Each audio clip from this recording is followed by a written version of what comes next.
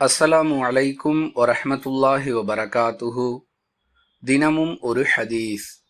நல்ல கனவு அல்லாஹுவிடமிருந்து வருவதாகும். கெட்ட கனவு ஷைத்தானிடமிருந்து வருவதாகும். உங்களில் ஒருவர் தன்னை அச்சுறுத்தும் வகையில் கெட்ட கனவை கண்டால் அவர் தனது இடப்பக்கத்தில் துப்பிக் கொள்ளட்டும். மேலும் அந்த கனவின் தீங்கிலிருந்து அல்லாஹுவிடம் பாதுகாப்பு தேடிக்கொள்ளட்டும். இவ்வாறு செய்வதன் மூலம் அந்த கனவு அவருக்கு எவ்வித தீங்கையும் ஏற்படுத்தாது என்று அல்லாஹுவின் தூதர் ஸல்லல்லாஹு அலைஹி வஸல்லம் அவர்கள் கூறினார்கள்.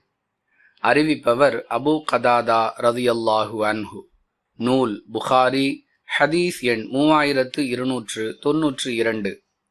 அன்பிற்குரிய அல்லாஹுவின் நல்லடியார்களே, கனவுகளுக்கு விளக்கம் சொல்லுகிறோம் என்ற பெயரால் பல்வேறு பொய்களையும் கட்டுக்கதைகளையும் சிலர் பயான்களில் சொல்லி வருகின்றனர். மேலும் இந்த வகைக்காக பல வகையான புத்தகங்களும் எழுதப்பட்டிருக்கின்றன. அல்லாஹுவும் அவனுடைய தூதரும் சொல்லாத தகவல்களை ஒருவர் மார்க்கம் என்ற பெயரில் சொல்லுவாரேயானால் அது 100% பொய் என்பதை துணிவாகச் சொல்லலாம். மார்க்க ரீதியாக கனவுக்கு சொல்லப்பட்ட விளக்கங்களே அவற்றிற்குரிய சரியான விளக்கங்கள். புரிந்து நடந்து கொள்வோம். வாஹிரு தஅவானா அனில் ஹம்துலில்லாஹி ரப்பில் ஆலமீன். அஸ்ஸலாமு அலைக்கும் வரஹ்மத்துல்லாஹி வபரகாத்துஹு.